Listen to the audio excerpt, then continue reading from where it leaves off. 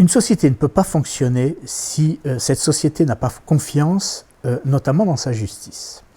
Je crois qu'en Corse, il y a un déficit colossal de confiance dans les institutions, dans la justice et dans la police. Il y a des raisons à ça. D'abord, il y a une tradition. Malheureusement, avant le 19e siècle, la société corse est une société qui a fonctionné dans un refus absolu de reconnaissance des États qui prétendaient à la souveraineté.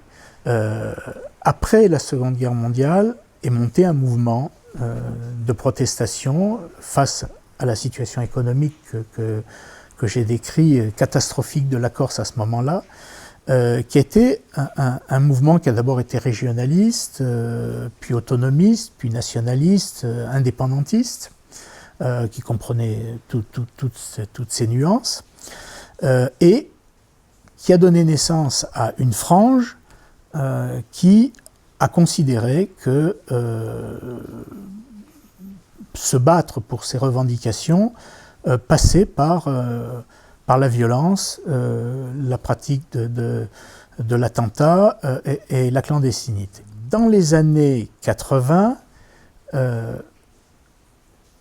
lorsque François Mitterrand a été élu, un virage a été pris en France. On a décidé qu'on allait faire prendre un virage à la République française en acceptant une forme de régionalisation et en acceptant en Corse d'aller même un petit peu plus loin, en acceptant un statut particulier qui s'est d'ailleurs à l'époque accompagné en plus de l'amnistie d'un certain nombre de prisonniers. La réponse du mouvement nationaliste, ou d'une partie du mouvement nationaliste à l'époque, a été de multiplier les attentats. Très vite, il y a eu une surenchère très forte. Je ne rentrerai pas dans les détails ni dans des jugements là-dessus, mais c'est à ce moment-là que tout d'un coup, on a vu des années où il y a eu 700 attentats, 600 attentats, 500 attentats, bon, entre 5 et 700, ce qui est un défi colossal pour un État. Cet État, effectivement, là, s'est trouvé pris entre deux feux, d'autant plus que la plupart des élus en France et une majorité d'élus en Corse étaient contre même la notion de statut particulier qui a été instituée en Corse. Cet État, à partir de là, à mon avis, alors à une époque, je le disais au conditionnel, a glissé dans des méthodes de lutte contre cette clandestinité, contre cette violence, qui ont été des méthodes je dirais, contestables. Je ne sais pas très bien comment les qualifier, mais encore une fois, que jusqu'à présent, je mettais au conditionnel. Or, quand on lit le livre sur les juges en Corse et le témoignage des juges, ce livre a pour sous-titre un sous-titre qui parle du système mafieux et des ambiguïtés de l'État.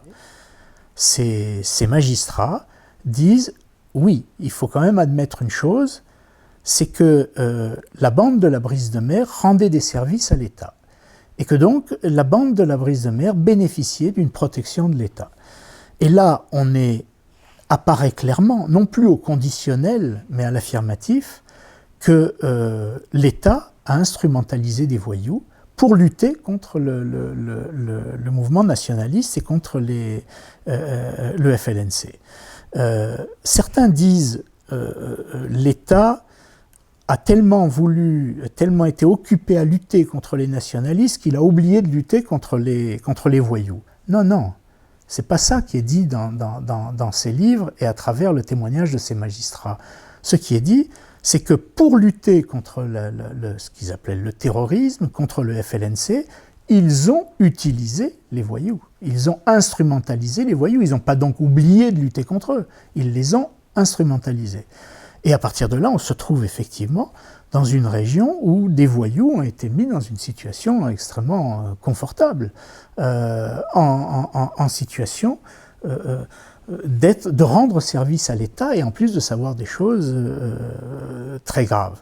Alors c'est là que les gens disent « Ah ben oui, mais ça c'est la mafia ». Non, ça c'est pas la mafia. La mafia, c'est quand un groupe criminel très structuré s'est créé et a réussi à phagocyter l'État, à détourner certains élus, à acheter des administrateurs, etc.